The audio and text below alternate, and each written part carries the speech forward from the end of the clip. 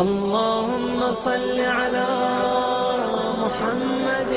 اعوذ باللہ من الشیطان الرجیم. بسم اللہ الرحمن الرحیم. الحمد للہ رب العالمین. صلی اللہ علی محمد وآلہ الطیبین الطاہرین المعصومین. ولعنۃ الدائم علی اعدائهم اجمعین من الآن الی قیام یوم الدین.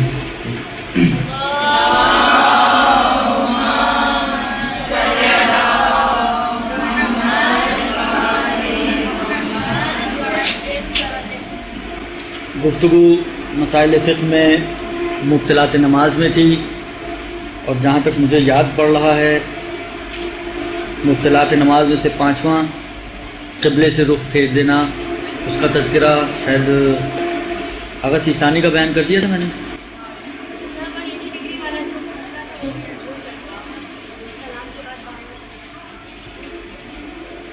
خلاصہ یہ ہے کہ اگر کوئی شخص نماز میں جان بوجھ کر یا بھولے سے اتنا زیادہ رخ موڑ لے کہ پشت پہ قبلہ ہو جائے یا دائیں یا بائیں طرف تک موڑ جائے، تو اس صورت میں اس کی نماز باطل ہے.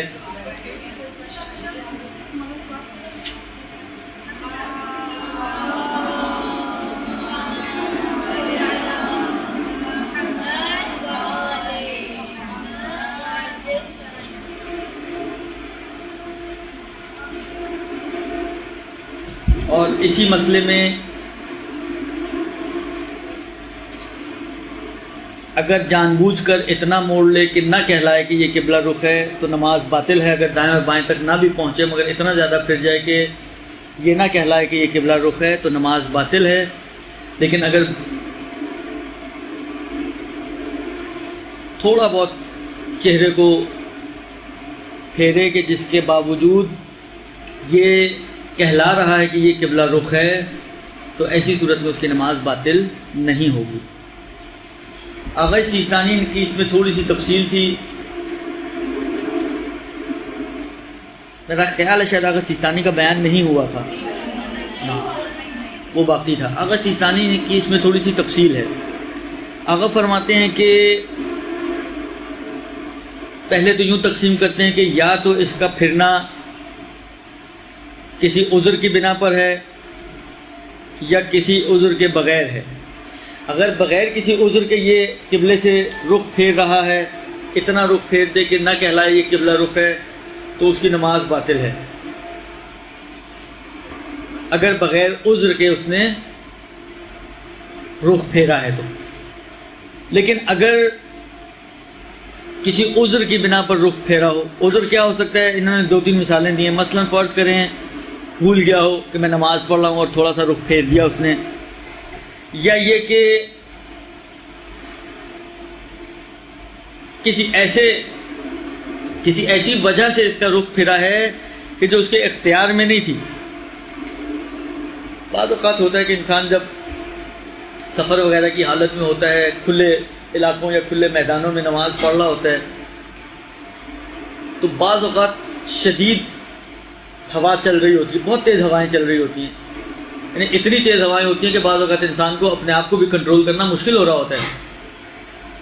اب فرض کریں ایسی ہی کسی جگہ پر یہ نماز پڑھ رہا ہو اور اتنی ہی شدید تیز ہوا ہو جس ہوا کی وجہ سے وہ، اب ہوا تو اس کے اختیار میں نہیں ہے نا کہ وہ تھوڑی دیر پاز کر دے اور پھر نماز پڑھے اور پھر اس کا پاز کھول دے، ایسا تو نہیں ہو سکتا.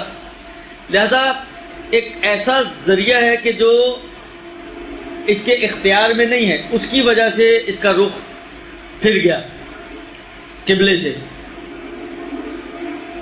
تو فرماتے ہیں کہ اگر تو دائیں یا بائیں تک نہ پہنچا ہو، مثلا یہ جو آپ کا دائیں بائیں ہیں، بالکل شولڈر کے سیدھ میں جو حصہ ہے یہ دائیں بائیں ہو جائے گا، اس کے اندر اگر ہو تو آغا سیستانی فرماتے ہیں کہ اس کی نماز صحیح ہے.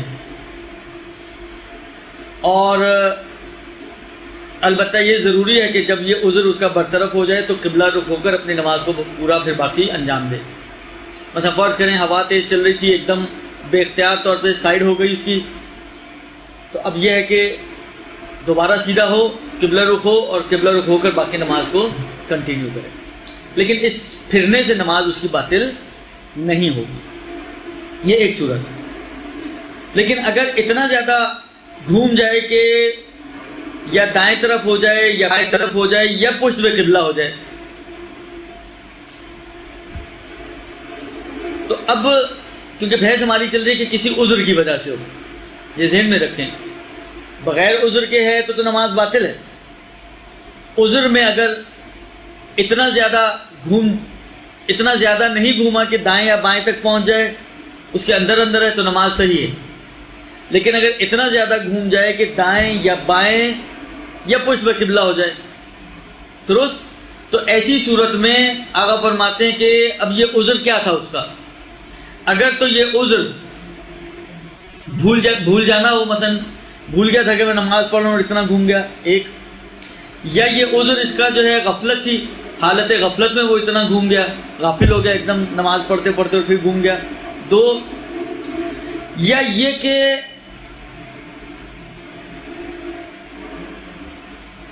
تشخیص قبلہ میں اس سے اشتباہ ہوا ہے، یعنی قبلے کو جن ذرائع سے اس نے معین کیا تھا اور طے کیا تھا، مثلا فرض کریں اس کی کمپس تھی اس کے پاس، قبلہ نما تھا اس کے پاس، اس کے ذریعے اس نے اس کو طے کیا تھا، مگر دیکھنے میں اشتباہ ہو گیا، نمبر صحیح نہیں لگا سکا، جو بھی ایرر آ سکتا ہے. خلاصہ قبلے کی تشخیص میں اس سے اشتباہ ہوا تھا، جس کی وجہ سے وہ اتنا زیادہ قبلے سے ہٹ کر نماز پڑھ رہا تھا. بس فراموشی، بھول جانا، غفلت یا قبلے کی تشخیص میں اشتباہ. اگر ان تین میں سے کوئی صورت ہو تو فرماتے ہیں کہ اب جب اس کو متوجہ ہوا، بھول گیا، غافل ہو گیا، جب اس کو یاد آ گیا، جب اس کی غفلت برطرف ہو گئی، یا جب وہ اس بات کی طرف متوجہ ہو گیا کہ مجھ سے جو ہے معین کرنے میں قبلہ نما سے اشتباہ ہوا ہے، درست. اب دیکھنا یہ کہ اس کے پاس کتنا ٹائم ہے. آیا اس کے پاس اتنا وقت ہے کہ یہ نماز کو توڑ دے اور ایک نئی نماز اگر قبلہ رخ پڑے تو چاہے ایک ہی رکعت صحیح اس کو وقت میں مل جائے گی. نماز کو توڑ دے اور نماز توڑنے کے بعد ایک نئی نماز اگر یہ صحیح قبلے کی طرف پڑھے تو یہ نماز وقت میں اس کو مل جائے گی. اور وقت میں مل جانے کا مطلب یہ نہیں ہے کہ پوری نماز اس کو وقت میں ملے، بلکہ اگر ایک رکعت بھی اگر وقت میں مل رہی ہے تو یہ کہلائے گا کہ وقت میں مل رہی ہے اس کو نماز. تو اگر ایسی صورتحال ہے تو فرماتے ہیں کہ یہ نماز توڑ دے اور ایک نئی نماز قبلہ رخ ہو کر انجام دے. لیکن اگر اتنا وقت نہیں ہے تو اسی نماز کو وہ پورا کر لے اور اسی کو کافی سمجھے، نہ وقت گزرنے کے بعد قضا وغیرہ کی بھی ضرورت نہیں ہے، درست.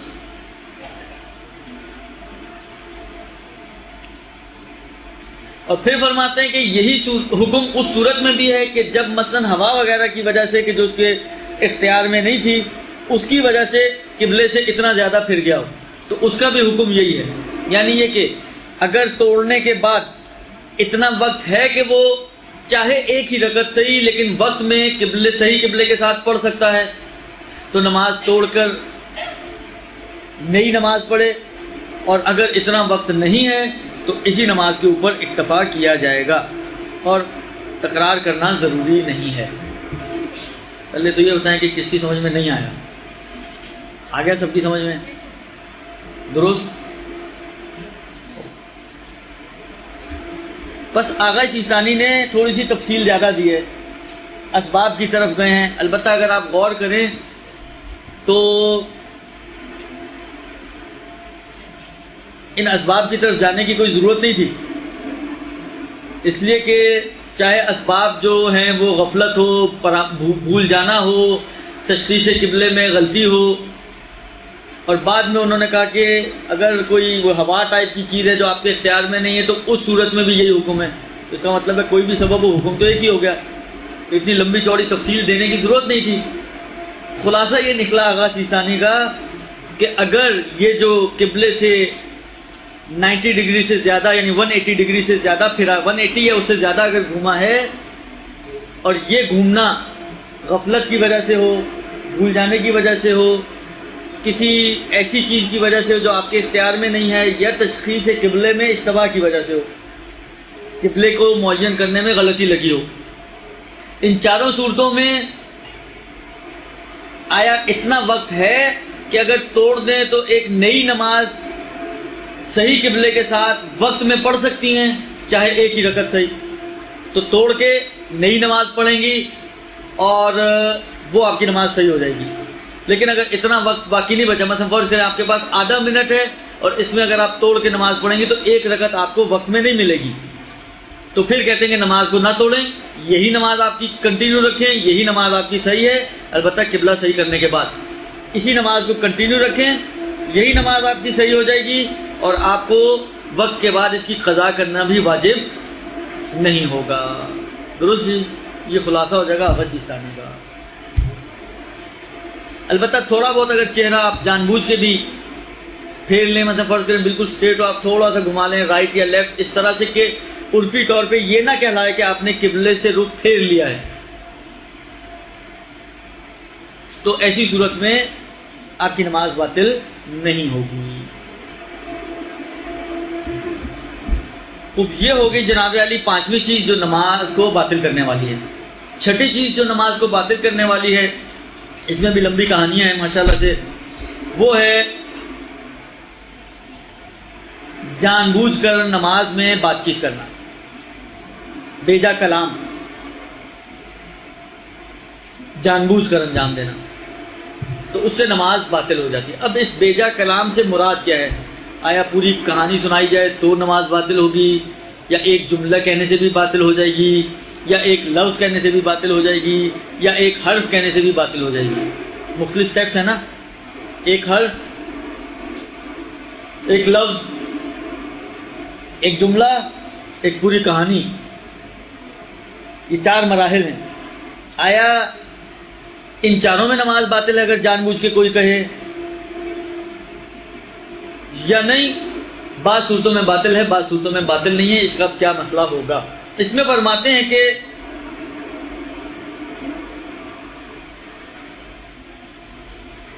اب اس میں پھر آغا سیستانی کی تھوڑی تفصیلات نسبتاً زیادہ ہیں، اس لیے آغا سیستانی کو بھی چھوڑ دیتا ہوں میں فعلاً۔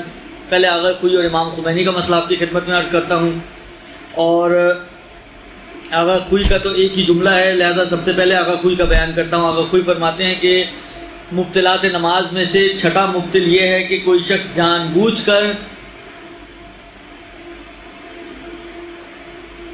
کوئی بھی ایسا کلمہ کہے کہ جو ایک حرف یا اس سے زیادہ پر مشتمل ہو، چاہے اس کا معنی نہ بھی ہو۔ یعنی جان بوجھ کر اگر آپ ایک حرف بھی کہیں گے تو چاہے اس کا معنی نہ بھی ہو۔ اچھا، یہ شاید اتنا مطلب تینوں میں کامن ہے، جان بوجھ کر اگر انسان کوئی ایک حرف بھی کہے کہ جس کا معنی نہ بھی ہو تب بھی نماز باطل ہے۔ صرف آغا سیستانی میں اس ایک کے اوپر تھوڑا سا ایک ابھی تفصیل آئے گی تو آپ دیکھیں گے کہ شاید اس کی گنجائش نکل آئے، ورنہ آغا ایک حرف کو چھوڑ دیں، ایک حرف سے آگے کی طرف نکل جائیں، دو حرف یا دو حرف سے زیادہ، چاہے معنی ہو چاہے معنی نہ ہو، اس میں تینوں مراجع کا اتفاق ہے کہ نماز اس کی باطل ہے۔ ایک حرف میں آغا خوئی نے کہا کہ ایک حرف بھی ہو اور چاہے معنی نہ بھی ہو تب بھی نماز باطل ہے، اور امام خمینی علیہ رحمہ بھی تقریباً کم و بیش ایسی ہی بات کرتے ہیں۔ فرماتے ہیں کہ اگر کوئی شخص جان بوجھ کر کوئی ایسا کلمہ کہے اور اس سے معنی کا قصد کرے، چاہے اس کا کوئی معنی نہ بھی ہو۔ اچھا، یہ کیسے ہو سکتا ہے کہ ایک کلمے کا کوئی معنی ہی نہ ہو اور پھر آپ معنی کا قصد بھی کریں اس سے؟ کوئی مثال دے سکتے ہیں؟ ہوں ہاں میں تو ہوں میں تین کلمے ہیں، ہوں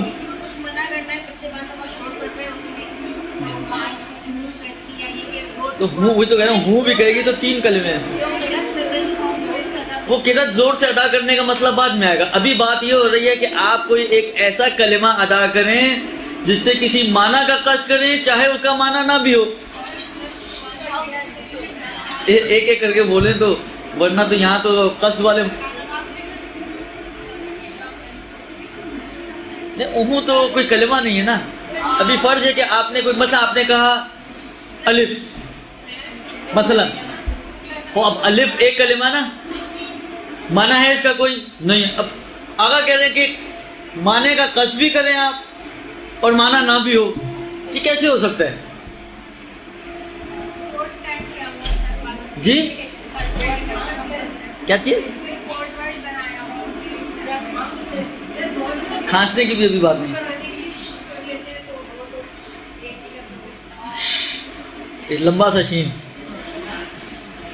دیکھیں اس سے مراد یہ ہو سکتا ہے، آغا سیستانی نے اس کی تھوڑی سی وضاحت کی ہے. دیکھیں بعض اوقات کیا ہوتا ہے، مثلا فرض کریں کہ کسی نے آپ سے پوچھا کہ جناب مثلا آپ کھلی نماز پڑھ لی تھی اور کوئی پاس بیٹھا ہوتا، کسی نے اس سے پوچھا، بعض لوگوں کی ہوتی ہے نا بیچ میں عادت کودنے کی، تو آپ کی رگ پھڑ گئی نماز کے دوران ہی، اس نے اسے پوچھا کہ بھائی مثلا فرض کریں کہ انگلش الفابیٹ کا چوتھا لیٹر کیا ہے، تو بجائے اس کے کہ وہ جواب دیتا آپ نے کہا ڈی. اب ڈی کا اپنا تو کوئی معنی نہیں ہے نا، لیکن یہاں پر قصد اس کا ہے معنی کا کہ اس کو سمجھانا چاہ رہے ہیں آپ کہ اس چوتھا الفابیٹ جو ہے وہ ڈی ہے. خود اپنا اس کا کوئی معنی نہیں ہے، لیکن آپ کے ادا کرنے میں آپ نے اس سے ایک معنی کو ادا کرنے کا قصد کیا ہے. وہ کیا ادا کرنے کا قصد ہے آپ کا؟ کہ سامنے والے کو یہ سمجھانا چاہ رہے ہیں کہ تمہارے سوال کا جواب ڈی ہے.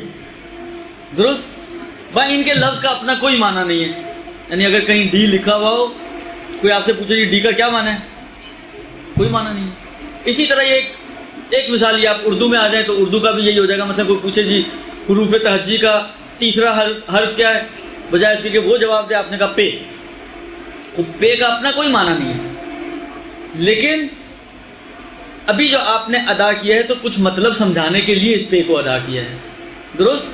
بس یہ جو آقا نے کہا ہے کہ ایک کلمہ کہے چاہے اس کا معنی نہ بھی ہو لیکن سمجھانے کے قصد سے کوئی کلمہ کہے، تو یہاں پہ تو فتویٰ ہے کہ نماز باطل ہے.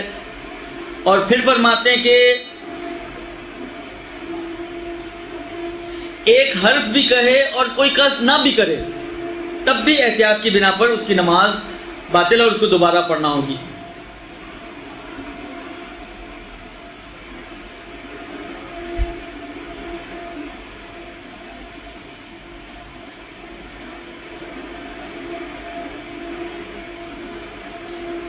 بس اگر یعنی آغا اس خمینی کا نتیجہ یہ نکلے گا کہ جان بوجھ کے اگر کوئی ایک ایسا کلمہ کہے کہ جس کا چاہے معنی نہ بھی ہو مگر قصد ہو کچھ سمجھانے کا، اور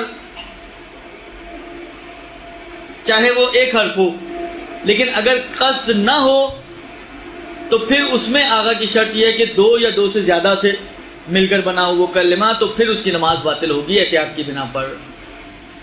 بس ایک حرف والے میں اگر کوئی مطلب سمجھانا چاہ رہا ہے تو آغا خمینی نے بھی فرمایا کہ اس کی نماز باطل ہے. درست؟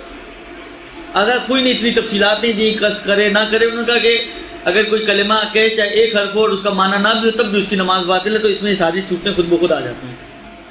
یہ تو ہو گئی ان دو کی نظریہ. تیسرا نظریہ امام آغا سیستانی دامہ ذلہ کا نظریہ ہے. اب دیکھیں وہ کیا فرماتے ہیں. آغا نے یہاں پہ بھی تھوڑی سی تفصیلات دی ہیں. فرماتے ہیں کہ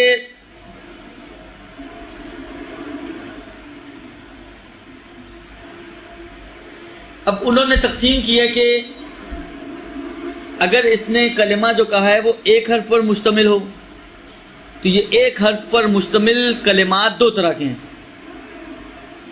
ایک تو یہ ہے کہ خود ان کا اپنا کچھ معنی ہے، ایک حرف ہو اور اس کا اپنا معنی ہے. تو مثال دے سکتے ہیں آپ لوگ؟ ایک حرف پر مشتمل ہو لفظ اور اس کا اپنا معنی بھی ہو.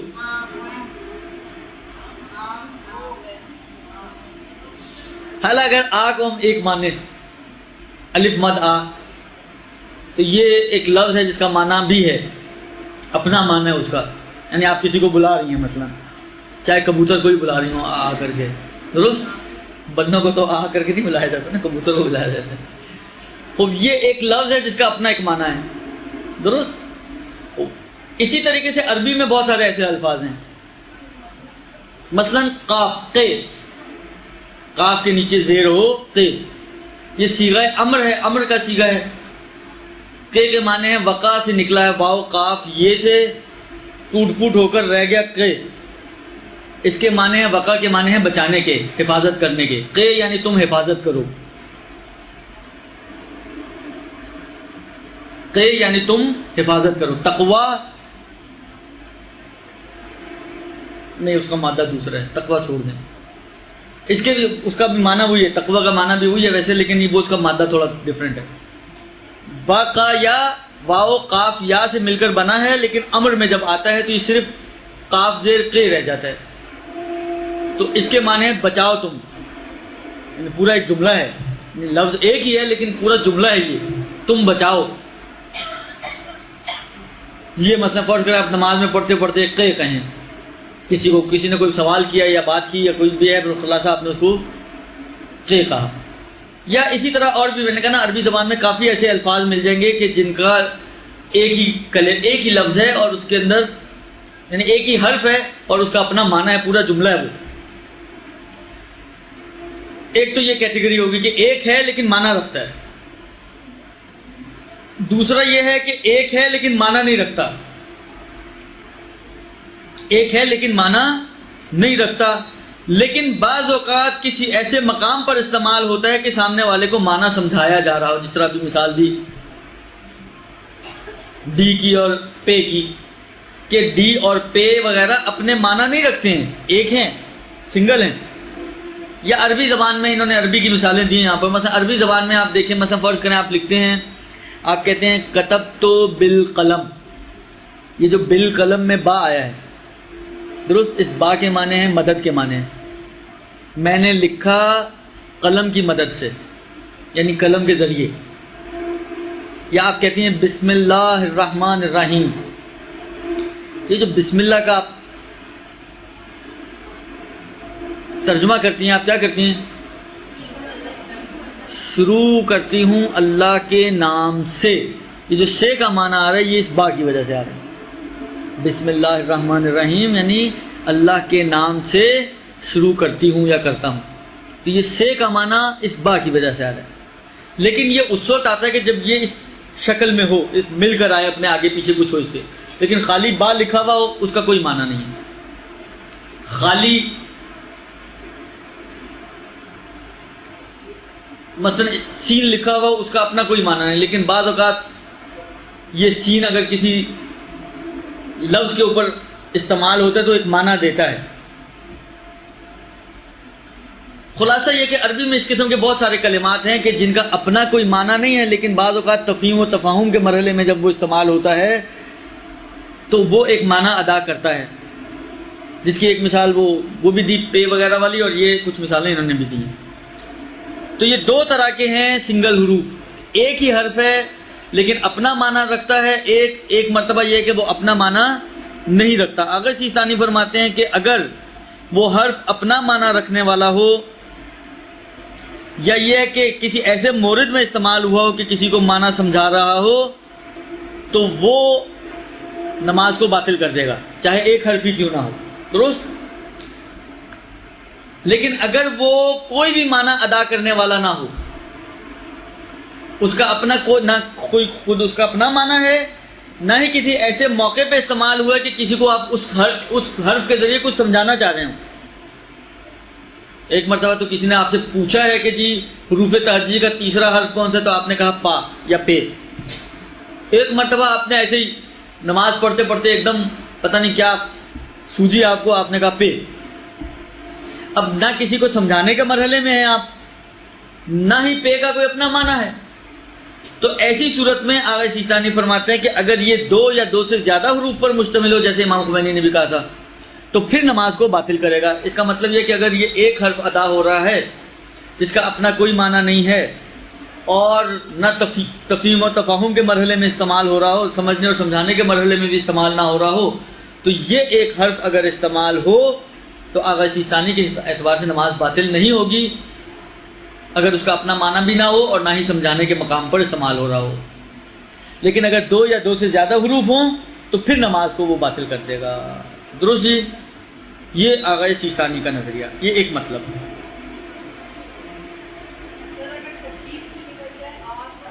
کیا چیز؟ دیکھیں ابھی جو بات ہو رہی ہے جان بوجھ کر ادا کرنے کی بات ہو رہی ہے، اختیاری حالت میں، تکلیف میں نکل جائے، بے ساختہ نکل جائے، بھولے سے نکل جائے، غلطی سے نکل جائے، وہ انشاءاللہ آئیں گی آہستہ آہستہ ساری باتیں۔ ابھی مسئلہ یہ چل رہا ہے کہ جان بوجھ کر ادا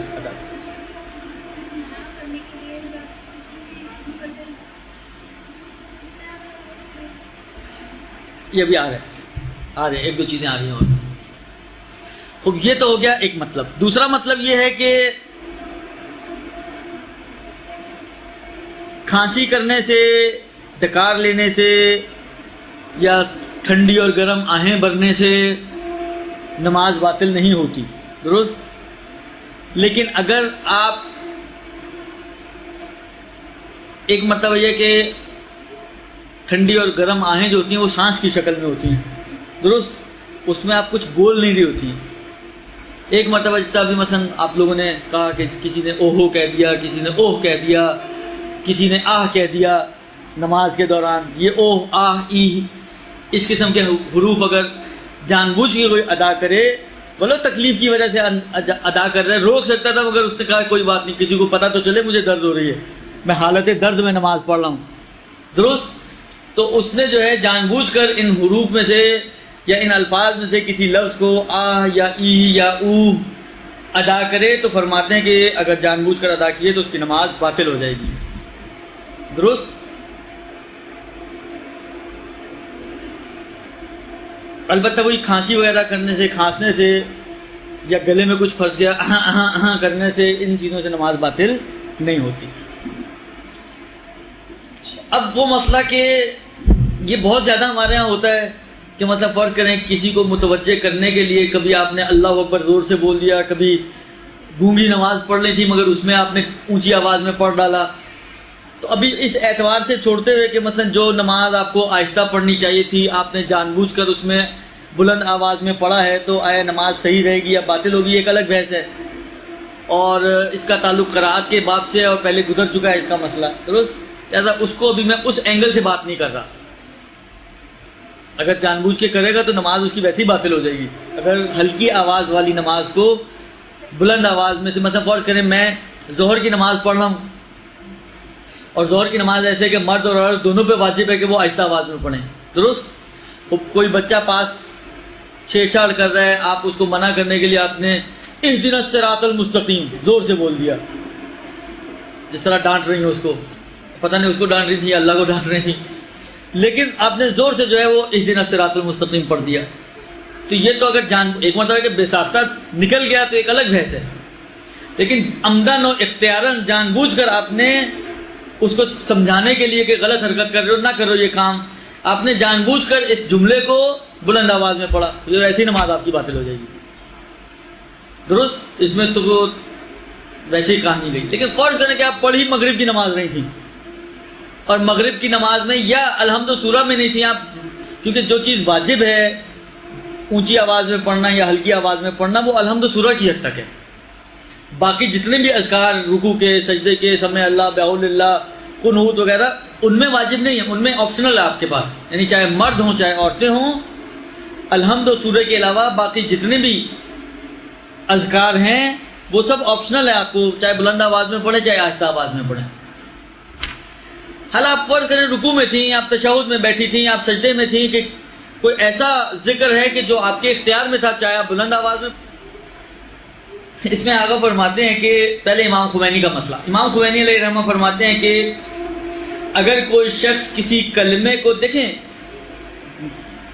غور آپ نے اس میں کرنا ہے کہ ادا کرنے کا پورا مقصد کیا ہے اس کا۔ آغا خمینی فرماتے ہیں کہ اگر اس کے ادا کرنے کا پورا مقصد ذکر ہی تھا، ذکر ہی کی نیت سے اس نے کہا تھا، درست، لیکن آواز کو تھوڑا اس نے اونچا کر لیا تاکہ دوسرا کسی بات کی طرف متوجہ ہو جائے، لیکن یہ جو ذکر، یہ جو اللہ اکبر کہا ہے، یہ پیور ذکر ہی کی نیت سے کہا ہے، تو ایسی صورت میں امام خمینی فرماتے ہیں کہ اس کی نماز صحیح ہے، اس میں کوئی حرج نہیں ہے، یہ ہو سکتا ہے۔ یہ ایک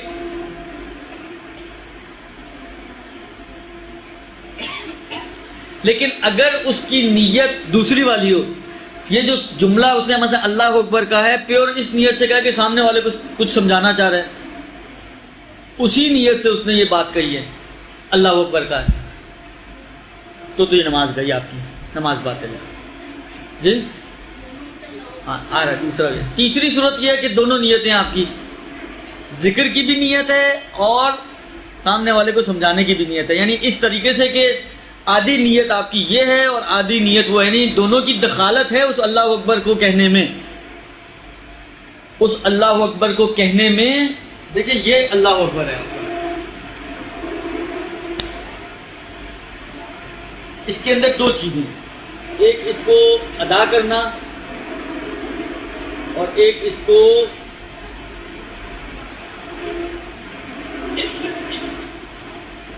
ایک اصل ادائیگی ہے، درست، ایک اصل ادائیگی ہے، ایک یہ ہے کہ ادا کرنے کے ساتھ ساتھ اس کی خصوصیت، آیا ہلکی آواز میں ادا کر رہی ہیں یا اونچی آواز میں ادا کر رہی ہیں۔ امام خمینی کہتے ہیں کہ یہ جو ادائیگی کیوں ہو رہی ہے، یہ کیوں ہے، سوال یہاں پر اس کی بات نہیں ہے، اس کا مسئلہ نہیں ہے۔ اگر یہ ادائیگی ذکر کی نیت سے ہے تو چاہے ساتھ ساتھ آواز اونچی کر لے کسی کو سمجھانے کے لیے، مشکل نہیں ہے، یہ اس کی نماز سے ہے۔ اگر ادائیگی میں خدا ہے، ذکر خدا کی نیت سے ادا کر رہا ہے، لیکن اگر یہی ادا کرنا اس کا ذکر کی نیت سے نہ ہو بلکہ سمجھانے کی نیت سے ہو، اگر پیور سمجھانے کی نیت ہے ادا کرنے میں، نماز باطل ہے۔ اگر ایسا ہو کہ یہ دونوں آدھی آدھی نیتیں، یعنی 50% اس کی دخالت ہے، اللہ 50 نہ بھی ہو، ریشو تھوڑا بہت اوپر نیچے بھی ہو جائے، 50% اس کی دخالت ہے، یعنی دونوں ملے اور پھر آپ نے ادا کیا ہے۔ کوئی ایک چیز ہوتی تو آپ ادا نہ کرتے، مثلا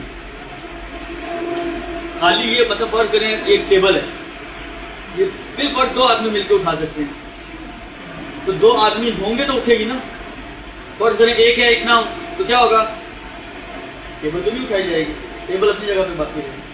بس یہ اسی دو آدمیوں کی طرح ہے، اس دونوں کی دخالت، تو آدھی دخالت اس اللہ اکبر کہنے میں آپ کی ہے، یعنی خدا کے ذکر کی ہے، اور آدھی دخالت اس میں سمجھانے کی ہے۔ اس طریقے سے کہ اگر ایک ہوتی کوئی چیز، خالی ذکر کہنا ہوتا تو آپ نہ کہتے، خالی سمجھانا ہوتا تو آپ نہ سمجھاتے، دونوں مل کر آپ کی نیت کا آدھا آدھا حصہ بنا رہے ہیں، اور اس کی وجہ سے آپ کی پوری نیت وجود میں آئے گی اور آپ پھر وہ کہیں گے۔ اس صورت میں بھی نماز باطل ہے، اس صورت میں بھی نماز باطل ہے، درست جی۔ بس ان تین صورتوں میں سے دو صورتوں میں نماز باطل ہے اور ایک صورت میں نماز صحیح ہے امام خمینی علیہ الرحمہ کے نظریے کی بنا پر۔ یہ تو ہو گیا ایک۔ آغا خوئی کیا فرماتے ہیں؟ باطل ہے، تو اب اس میں ایک مسئلہ آ سکتا ہے کہ یہ جاہل قاصر کو ممکن ہے تھوڑی بہت گنجائش نکل آئے یہاں پر بھی، کیونکہ یہ ارکان میں سے تو نہیں ہے غلطی، درست، غلطی رکن کی غلطی تو نہیں ہے، زیادہ ایک گنجائش ہے کہ اگر پچھلی نمازوں میں ایسا کوئی انجام دیا ہو اور جاہل قاصر ہو تو اس کی ایک گنجائش نکل سکتی ہے، لیکن اگر جاہل مقصر ہے تو پھر تو کوئی گنجائش نہیں ہے، پھر تکرار کرنی پڑے گی نماز۔ آغا خوئی کا بھی کم و بیش ملتا جلتا مسئلہ ہے آغا خمینی سے، اگرچہ اس طریقے سے انہوں نے صورتیں نہیں بنائی ہیں، لیکن ظاہراً ایسا محسوس ہو رہا ہے کہ ان کا نظریہ بھی اسی کی طرف پلٹ جاتا ہے، کیونکہ آغا خوئی یہ فرماتے ہیں پہلا حصہ تو ویسا ہی ہے کہ اگر کوئی قصد ذکر سے اللہ اکبر کہے اور کہتے وقت آواز اونچی کر لے تو اس کی نماز میں کوئی اشکال نہیں ہے۔ پھر فرماتے ہیں بلکہ اگر ذکر ہی کا قصد ہو اور سمجھانے کا ارادہ بھی ہو،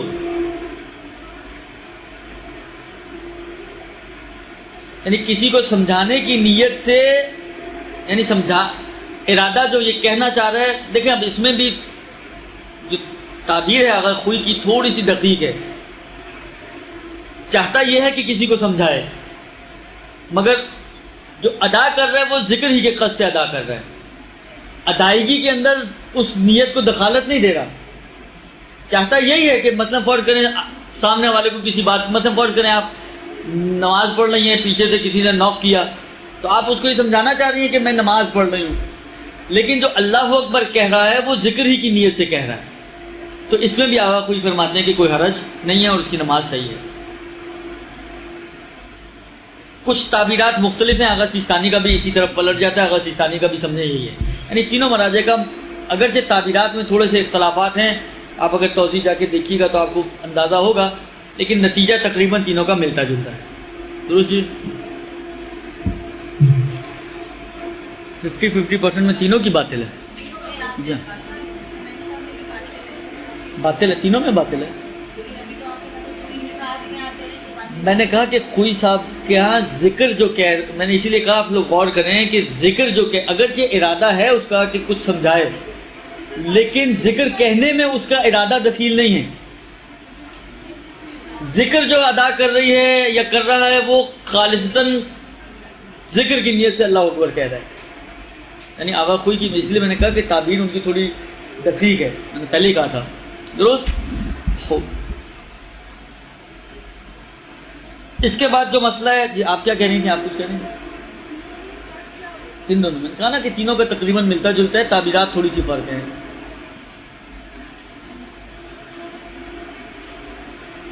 اچھا، اگلا جو مسئلہ ہے وہ یہ ہے کہ نماز میں قرآن پڑھنا، امام خمینی کے مطابق 4 سورے جو سورہ عزائم کہلاتے ہیں، جو حالت جنابت وغیرہ میں کے چیپٹر میں ذکر ہوتے ہیں، جن میں واجب سجدے والے 4 سورے ہیں، وہ چاروں سورے، اور امام آغا خوئی اور آغا سیستانی کے اعتبار سے صرف آیتوں کا مسئلہ آتا ہے، لیکن خلاصہ ان 4 سوروں کو چھوڑ دیں تو یہ کامن ایک چیز ہو جائے گی۔ ان 4 سوروں کو چھوڑ کر جو سورہ عزائم کہلاتے ہیں جن میں واجب سجدہ ہے، باقی پورے قرآن کو آپ نماز میں کہیں پہ بھی ایڈ کر سکتی ہیں، پڑھ سکتی ہیں، اور یہ جو اضافہ کریں گی اس کے اضافے سے نماز باطل نہیں ہوگی، یہ ایک مطلب۔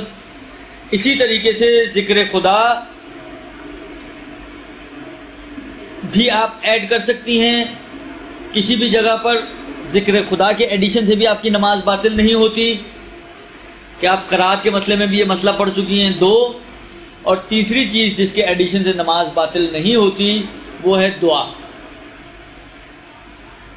کسی بھی جگہ پر آپ نماز میں ایک دعا تو قنوت کے وقت آپ پڑھتی ہیں جو مستحب ہے، ایک مستحب دعا ہے آخری سجدے میں پڑھی جاتی ہے، درست۔ ان کے علاوہ آپ کا دل چاہ رہا ہے آپ رکوع میں کوئی دعا ایڈ کر دیں، خوب کر دیں، آپ کا دل چاہ رہا ہے آپ الحمد سورہ کے بعد کوئی دعا پڑھ ڈالیں، آپ کا دل چاہ رہا ہے مثلا تشہد کے بعد کھڑے ہونے سے پہلے آپ کوئی دعا پڑھ لیں۔ دعا آپ کسی بھی زبان میں، حتیٰ آپ اپنی اردو زبان میں بھی اگر ایڈ کرنا چاہیں تو آپ ایڈ کر سکتی ہیں، نماز اس سے باطل نہیں ہوتی، درست جی۔ اب ایک سوال یہاں پر آپ لوگوں سے، آپ نے کہا جی نماز میں ایڈیشنز کر سکتے ہیں آپ، لہذا قرآن کو ایڈ کر سکتے ہیں، دعا کو ایڈ کر سکتے ہیں، ذکر خدا کو ایڈ کر سکتے ہیں، تو اگر فرض کریں کوئی شہادت ثالثہ کو ایڈ کرے تو کیا حرج ہے پھر؟ اللہ ایڈیشن تو ہو ہی گئی نا، ایک طرف سے آپ کہتے ہیں کہ جی نماز ویسی ہونی چاہیے جیسی آئی ہے، تو وہ تو آئی ہے، اس جو نماز آئی ہے روایتوں میں وہ تو بغیر دعا کے اضافے کے ساتھ، بغیر قرآن کے اضافے کے ساتھ اور بغیر ذکر کے اضافے کے ساتھ آئی ہے نا، یعنی ایسا تو نہیں کہ جب بھی ائمہ نے نماز سکھائی ہے آپ کو تو درمیان میں کوئی نہ کوئی دعا بھی سکھا دی، درمیان میں کوئی نہ کوئی ذکر خدا بھی ڈال دیا، ایسا تو نہیں ہے۔ تو جو نماز روایتوں میں آئی ہے وہ تو ان چیزوں کے بغیر آئی ہے۔ اب جب آپ 3 چیزیں ایڈ کر رہی ہیں تو چوتھی چیز اور ایڈ کر لیں، شہادت ثالثہ، مشکل ہی حل ہو جائے سب کی، جو پریشانی اتنی کھڑی ہوتی ہے۔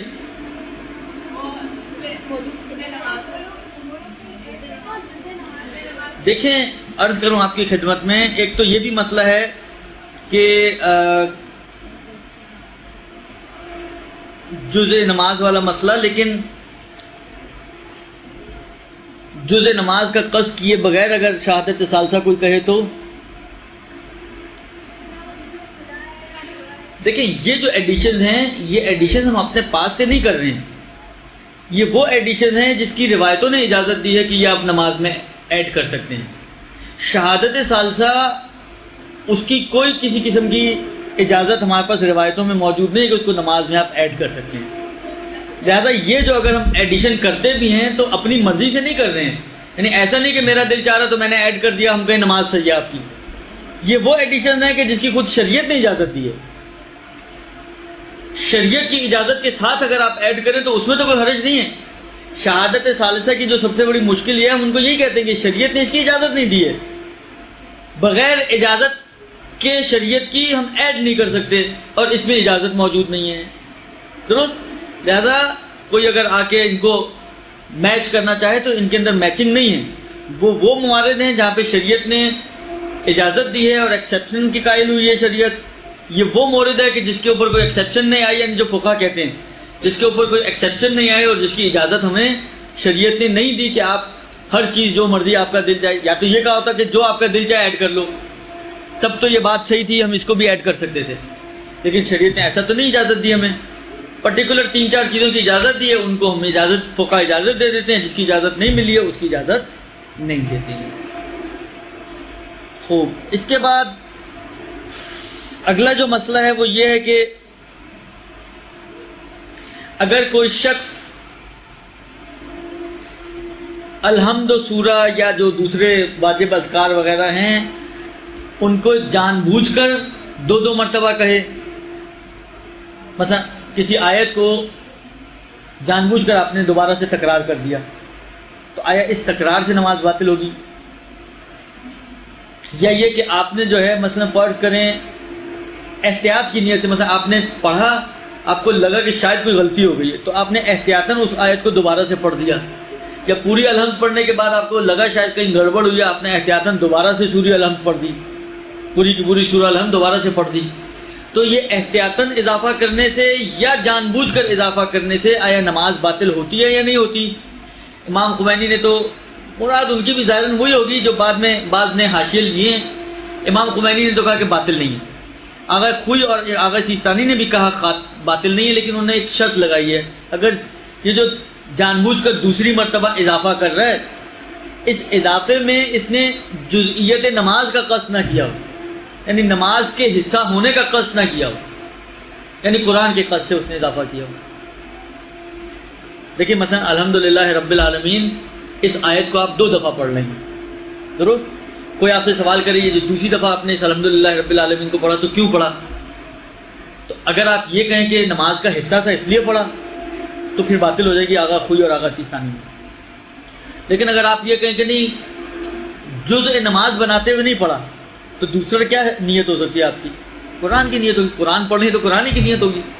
تو قرآن کی نیت سے آپ نے پڑھا ہے تو ابھی آپ نے پچھلے مسئلے میں پڑھا کہ قرآن آپ اضافہ کر سکتے ہیں، لہذا پھر آپ کی نماز باطل نہیں ہوگی. بس یہ جو آپ نے آیت کا احتیاطاً اگر کیا تو مشکل نہیں ہے، لیکن جو جان بوجھ کر آپ اضافہ کر رہی ہیں اگر جزء نماز کی حیثیت سے اضافہ نہیں کر رہی تو آپ کی نماز باطل نہیں ہے آغا خوئی اور آغا سیستانی کے نظریے میں. اس سے یہ سمجھ میں آتا ہے کہ اگر جزئیت کا قصد کریں تو پھر مشکل ہے. درست.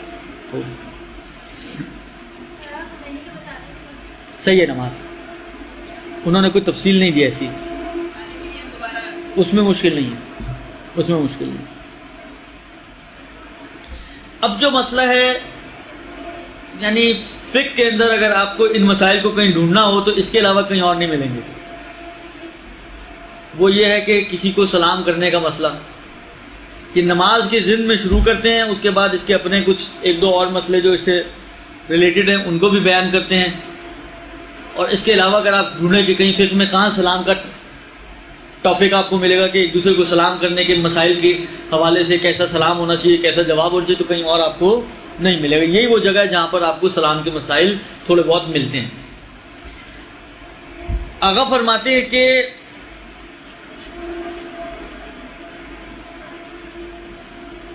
جو شخص نماز پڑھ رہا ہے تو نماز پڑھتے ہوئے کسی کو سلام نہ کرے. نماز پڑھتے ہوئے کسی کو سلام نہ کرے. یہ تو اس کی ذمہ داری ہو گئی جو نماز پڑھ رہا ہے کہ اسے کیا کرنا ہے. انہوں نے کہا جی اسے یہ کرنا ہے کہ سلام نہ کرے کسی کو، بس نماز پڑھے چپکے سے. درست. اب مسئلہ یہ کہ اگر کوئی اس کو سلام کر دے تو اس کی ذمہ داری کیا ہے؟ اگر کوئی اسے سلام کر دے، مثلا آپ نماز پڑھ لی تھی، فرض کریں کوئی گھر میں داخل ہو، اس نے آپ ہی تھی کمرے میں، کوئی اور تھا بھی نہیں، اس نے سلام کیا. بعض اوقات ہوتا ہے لوگ دیکھے بغیر جھاڑ دیا سلام، اب وہ تھی تو اندر آپ ہی تھی اور نماز کی حالت میں تھی. تو اب جی، یا بچے کر دیتے ہیں، بڑے بھی کر لیتے ہیں، اصل توجہ نہیں کرتے اس بات کی طرف کہ کمرے میں کوئی اور نہیں ہے، عادت ہوتی ہے تو ایک دم منہ سے نکل ہی جاتا ہے. تو ایسی صورت میں کہ جب آپ حالت نماز میں ہوں اور کوئی آپ کو سلام کر دے تو کیا حکم ہے؟ جی، اس کا ایک قانون تو جو کامن ہے تینوں کے نظریے کے اندر، کہ جو ہر جگہ چل جائے گا، اس کو اگر آپ یاد کر لیں تو باقی یاد نہ بھی ہو تو چل جائے گا. اور وہ یہ ہے کہ جیسا سلام ویسا جواب، جیسی کرنی ویسی بھرنی، جیسا سلام ویسا جواب. انہی الفاظ کے ساتھ اگر آپ سلام کا جواب دے دیں، سامنے کرنے والے نے کہا السلام علیکم، آپ بھی جواب میں کہہ دیں السلام علیکم. سامنے والے نے کہا علیکم السلام، آپ بھی کہتے ہیں علیکم السلام. یعنی جس نے جیسا سلام کیا ہو بغیر کمی زیادتی کے، ویسا ہی جواب اگر آپ انہی الفاظ کے ساتھ اس کو جواب دیتے ہیں تو یہ تو تقریباً فقہاء نے مانا ہے کہ یہ آپ کا صحیح ہو جائے گا اور اس سے نماز بھی آپ کی باطل نہیں ہوگی. اور جواب دینا بھی واجب ہے کیونکہ سلام کا جواب واجب ہے. لہذا آپ جواب بھی دیں اور ایسا جواب دیں کہ جیسا اس نے سلام کیا ہے.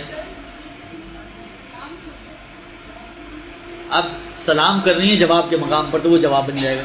درست، آپ کا قصد تو جواب ہی کا نا. یہ ایک کامن سی چیز ہے. اس کے علاوہ بھی انہوں نے پلس مائنس کیے ہیں کہ اس نے پہلے علیکہ یا علیکم پہلے لایا ہو تو کیا ہونا چاہیے اور نہ لایا ہو تو کیا ہونا چاہیے، وغیرہ وغیرہ. میں ان سب کو حذف کر رہا ہوں.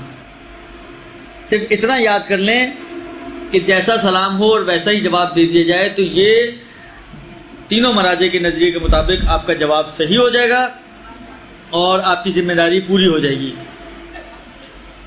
جی نہیں، وہ بھی مسئلہ آ رہا ہے، وہ بھی آ رہا ہے. ابھی یہ اس صورت کا مسئلہ ہے کہ سامنے والے نے صحیح اور ڈھنگ کا سلام کیا آپ کو، ہیلو ہائی نہیں کیا، مثلا گڈ مارننگ گڈ آفٹر نون نہیں کہا آپ کو، مثلا وہ عربی سلام کی بات ہو رہی ہے، السلام علیکم کہا اس نے آپ کو، تو اس کا یہ جواب دینا ہے اس کو. درست. یہ ایک مطلب. دوسرا مسئلہ جو ہے وہ یہ ہے کہ انسان کے لیے ضروری یہ ہے کہ سلام کا جواب چاہے نماز میں ہو چاہے غیر نماز میں ہو فوری طور پر دے. اور اگر عمدن یعنی جان بوجھ کے یا بھولے سے اتنی تاخیر کر دے کہ اب اگر وہ جواب دے تو وہ اس سلام کا جواب نہ کہلائے عرفاً، تو پھر اتنا اگر ٹائم گزر چکا ہو تو اگر وہ نماز کی حالت میں نہیں ہے تب تو واجب نہیں ہے اب جواب دینا. جو گناہ ہونا تھا وہ تو ہو گیا جواب نہ دینے کا. لیکن اب کیونکہ اتنا ٹائم گزر گیا کہ اب اگر جواب دے گا بھی تو یہ اس کا جواب کاؤنٹ نہیں ہو رہا، تو اب تو جواب دینے کا فائدہ نہیں، لہذا جواب دینا واجب نہیں ہے اگر وہ نماز میں نہیں ہے تو. اور اگر وہ نماز کی حالت میں ہے تو جائز نہیں ہے جواب دینا. نہیں، اب اگر جواب دے گا تو نماز باطل ہو جائے گی. درست. یعنی اگر دے گا تو باطل ہو جائے گی. دیگر اگر اتنا فاصلہ گزرنے کے بعد وہ جواب دے، مثلا اس نے آپ پہلی رکعت میں تھی سلام کیا، اب آپ چوتھی رکعت میں جا کے اس کو جواب دینا چاہ رہی ہیں، اتنا فاصلہ آ گیا کہ اب اگر آپ جواب دیں گی بھی تو عرفی طور پر یہ نہیں کہلائے گا کہ آپ نے اس کے سلام کا جواب دیا. تو ایسی صورت میں آقا فرماتے ہیں کہ یہ جواب اگر آپ حالت نماز میں تو جائز نہیں ہے آپ کے لیے جواب دینا. یعنی اب آپ کو جواب نہیں دینا ہے، نہ دینا ضروری ہے، اور اگر دیں گی تو آپ کی نماز باطل ہو جائے گی.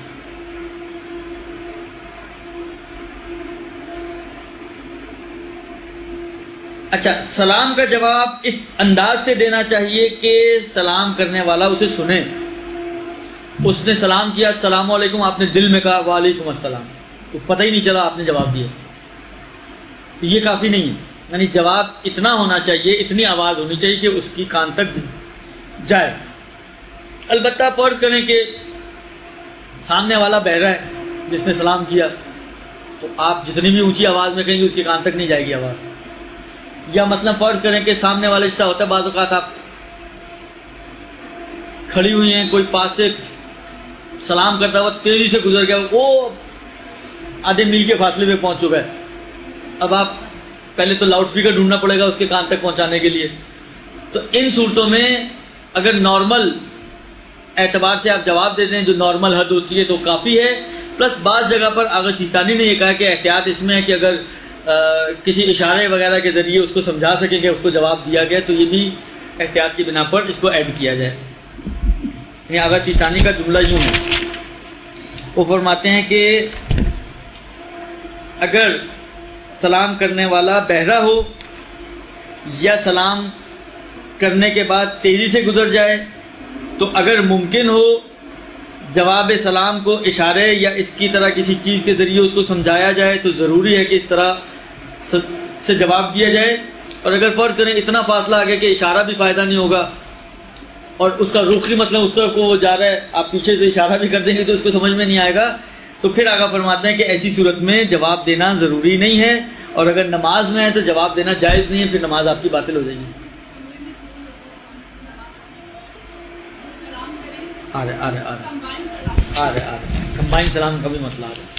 آپ کے سارے سوالوں کے جواب ہیں اس میں. خوب، اگلا مسئلہ یہ ہے کہ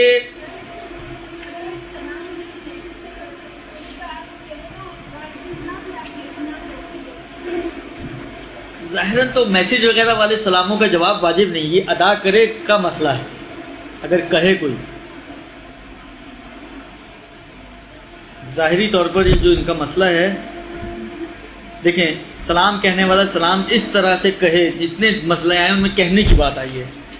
تو اگر فرض کریں میسیجز میں آتا ہے تو یہ ظاہراً واجب نہیں ان کا جواب دینا. فرماتے ہیں کہ اچھا نماز میں جب آپ سلام کا جواب دے رہی ہیں، دیکھیں سلام کا مطلب کیا ہے؟ السلام علیکم، تم پر سلام ہو، وعلیکم السلام، تم پر بھی سلام ہو. یعنی ایک دعا ہے نا ایک قسم کی، درست دعائیہ جملہ ایک طرح سے. یہ تو جو نماز پڑھ رہا ہے، کبھی آپ نے مسئلہ پڑھا نماز میں، آپ دعا کو تو ایڈ کر سکتے ہیں. تو کیا یہ ضروری ہے نماز پڑھنے والے کے لیے کہ دعا کی نیت سے جواب دے، یا نہیں صرف جواب ہی کی نیت سے اگر دے دے تو بھی کافی ہے؟ فرماتے ہیں کہ ہاں واجب نہیں ہے کہ دعا کا قصد کیا جائے، صرف اگر یہ جواب کی نیت سے بھی اگر یہ سلام کہتے تو کافی ہے.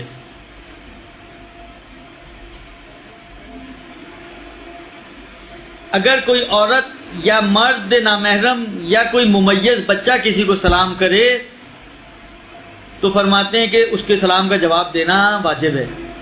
ضروری ہے کہ وہ سلام کا جواب دے، چاہے حالت نماز میں ہو چاہے غیر حالت نماز میں. یعنی بچہ بھی اگر ممیز حد تک ہے، اچھے برے کو سمجھتا ہے، اس کے سلام کا جواب بھی ضروری ہے. کسی نامحرم مرد نے کر دیا، آپ کہیں جی نامحرم میں کیوں جواب دوں، اس کو بھی جواب دینا واجب ہے. کسی مرد کو کسی عورت نے کر دیا، اس پہ بھی جواب دینا واجب ہے. خلاصہ یہ کہ جواب ہر حالت میں دینا واجب ہے. وہ آ رہا ہے درست. اچھا ایک مسئلے کی طرف آغا خوئی نے اور آغا سیستانی نے اشارہ کیا ہے، جس کو امام خمینی نے اتنا بیان نہیں کیا کہ کیا ہوگا، اور وہ یہ ہے کہ دیکھیں ابھی ہم نے کیا کہا کہ سلام جواب کے مطابق، جواب سلام کے مطابق ہو، جیسا سلام ویسا جواب، درست. اچھا فرض کریں کہ عربی زبان میں مرد کے لیے اگر سامنے آپ کے مرد ہے کوئی تو کاف کے اوپر زبر دی جاتی ہے، السلام علیکہ، اور عورت کے لیے کاف کے نیچے زیر دی جاتی ہے، السلام علیکی. اب فرض کریں سلام کرنے والا مرد ہے اور نماز پڑھنے والی عورت، یا برعکس، اس نے تو آپ کو السلام علیکی کہا ہے، آپ نے کہا جی جیسا سلام ہو ویسے ہی جواب ہونا چاہیے، تو آپ کیا اس کو علیکی سے جواب دیں گی؟ کیا کریں گی آپ؟ علیکہ کہیں گی تو وہ تو چینج ہو گیا، علیکہ کہیں گی تو چینج ہو گیا. اس نے کی کہا، آپ نے کہا ہے. اس میں آغا خوئی کہتے ہیں کہ احتیاط اس میں ہے کہ آپ جو ہے جواب دیتے وقت کاف کو جزم سے پڑھیں، السلام علیک، نہ کا کہیں نہ کی کہیں، درست. آغا خوئی یہ فرماتے ہیں. البتہ آغا سیستانی نے کہا کہ آپ جو ہے وہ اگر مثلا مرد نماز پڑھ رہا اور عورت اس کو سلام کرے تو وہ اس کو سلام علیکی کے ذریعے جواب دے سکتا ہے. خوب، آپ نے کہا جواب نہیں دیا، آپ نے فرض کریں نماز پڑھ لی تھی، آپ نے جواب نہیں دیا، نماز صحیح ہے آپ کی؟ کہتے ہیں ہاں گنہگار ہوگا اگر جواب نہیں دے گا، لیکن نماز اس کی اپنی جگہ پر صحیح ہے۔ اب جو آپ نے پوچھا تھا کسی نے غلط سلام کیا، یعنی عرفی طور پر یہ سلام نہیں کہلا رہا، غلط سلام کیا ہے، تو فرماتے ہیں کہ ایسی صورت میں اس کا جواب دینا واجب نہیں ہے۔ اور اگر آپ نماز کی حالت میں تو جائز ہی نہیں ہوگا، کیونکہ آپ بولیں جواب دیں گے تو کوئی بیجا کلام ہو جائے گا، نماز آپ کی باطل ہو جائے گی۔ اچھا، یہ عام روٹین میں بھی ہوتا ہے، خاص طور پہ مثلا فرض کریں ایک ہی ایج گروپ کے ہوں بچے یا بچیاں تنگ کر رہے ہوں کسی کو، تو اس کو مذاق میں سلام پہ سلام کری جائیں گے چھیڑتے رہیں گے اس کو، تو سامنے والا بھی ذرا بیچارہ شریر کا پابند ہے تو بیچارہ جواب دے دے کے جو ہے اس کا حلق خشک ہو جاتا ہے۔ تو وہ سلام کہ جو مذاق کے طور پہ کیا گیا ہو یا کسی کا مذاق اڑانے کے لیے سلام کیا گیا ہو، بعض اوقات یہ بھی ہوتا ہے، تو آیا ایسے سلام کا جواب دینا واجب ہے یا واجب نہیں ہے؟ اس میں بھی فرماتے ہیں فقہا کہ جناب ایسے سلام کا جواب دینا واجب نہیں ہے۔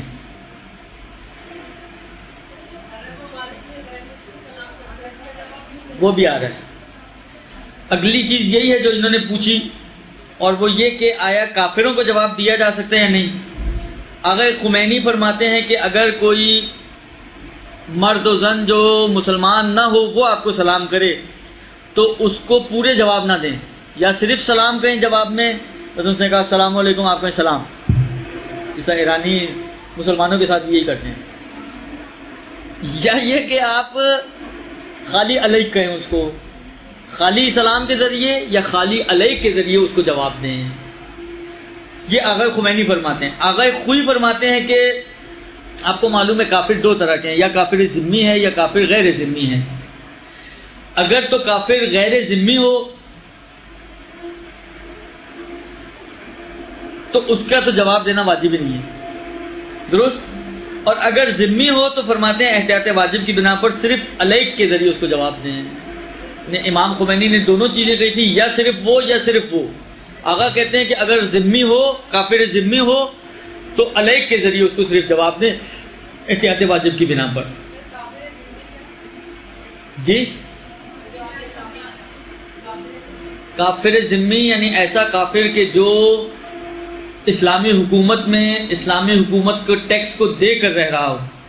آپ کو معلوم ہے ایک لفظ آپ نے سنا ہوگا، جزیہ۔ جزیہ وہ ٹیکس ہوتا ہے کہ جو ایک کافر کو اسلامی حکومت میں رہنے کے لیے دینا پڑتا ہے، درست؟ اگر وہ جزیہ دے کر رہ رہا ہے تو یہ کافر کافر ذمی کہلاتا ہے۔ ذمی کا مطلب یہ کہ اس کا ذمہ اسلام پر ہے، اسلام نے اس کی جان مال اور عزت کا ذمہ اپنی گردن پر لیا ہے، اسی لیے اس کو ذمی کہتے ہیں، یہ ذمہ اسلام میں ہے۔ اور غیر ذمی یعنی اس کے علاوہ جو کفار ہیں، مثلا جو امریکہ میں رہ رہا ہے کافر اس وقت، وہ غیر ذمی ہے، اس لیے کہ مسلمان اسٹیٹ میں رہ ہی نہیں رہا۔ یا اگر فرض کریں کہ اور اس قسم کے جتنے بھی کفار ہیں خلاصہ یہ غیر ذمی کہلائیں گے، تو اگر غیر ذمی ہے تو واجب ہی نہیں جواب دینا، اور اگر ذمی ہے تو اس میں بھی آغا فرماتے ہیں احتیاط واجب یہ کہ صرف علیکہ کے ذریعے اس کو جواب دیا جائے۔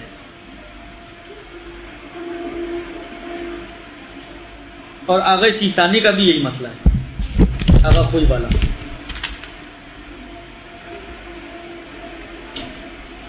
اب جو انہوں نے پوچھا تھا، کس نے پوچھا تھا پتہ نہیں، میں سے آپ نے پوچھا تھا، اگر فرض کریں کلیکٹیولی مثلا کوئی کمرے میں داخل ہوا، آپ نماز پڑھ رہی ہیں اور کچھ لوگ بیٹھے ہوئے ہیں، یا مسجد میں ہوتا ہے جس طرح آپ نماز میں مشغول ہیں، لوگ بیٹھے ہوئے ہیں، کوئی گپے مار رہا ہے، کوئی قرآن پڑھ رہا ہے، کوئی دعا کر رہا ہے، کوئی تسبیح پڑھ رہا ہے، ایک شخص داخل ہوا، اس نے سلام کیا، السلام علیکم جمیعاً، سب کے اوپر سلام کیا ایک ساتھ، درست؟ تو آیا اس صورت میں کیا ذمہ داری ہے؟ اس میں یاد رکھیں جب بھی اجتماع کے اوپر سلام کیا جائے، کوئی ایک جواب دے دے تو یہ کافی ہے، سب کا جواب دینا واجب نہیں ہے۔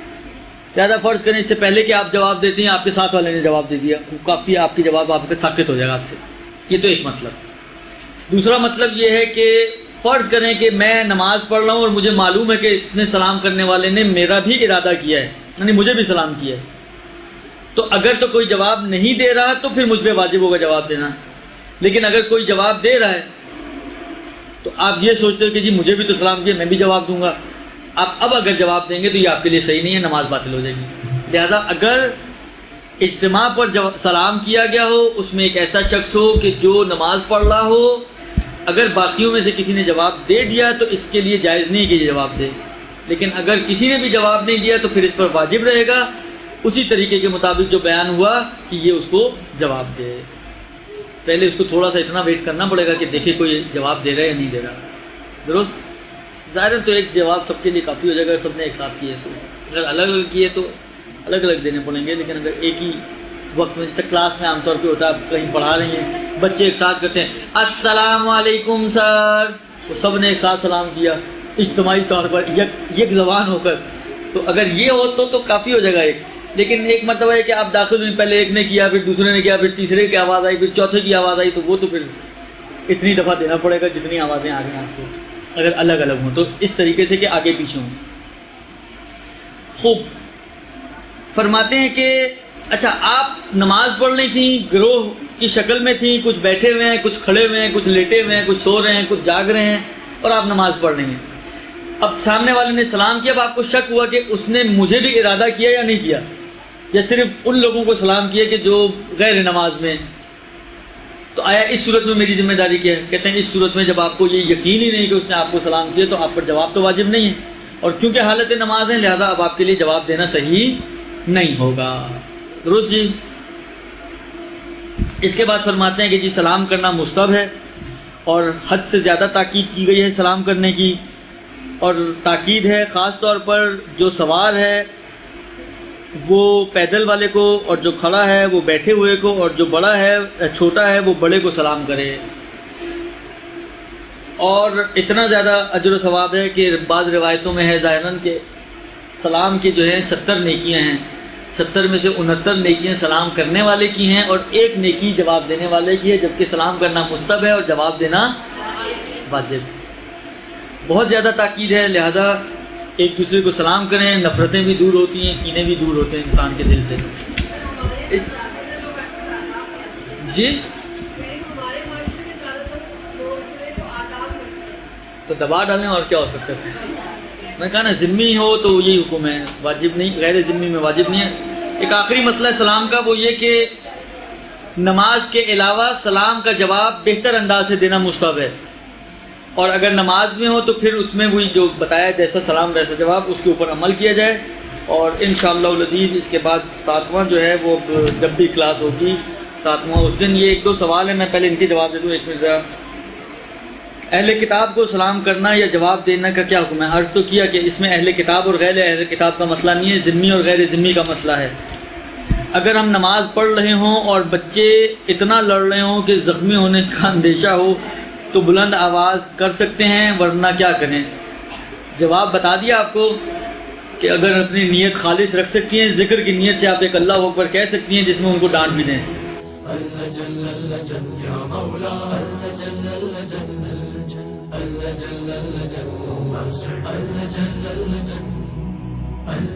يا صاحب السماء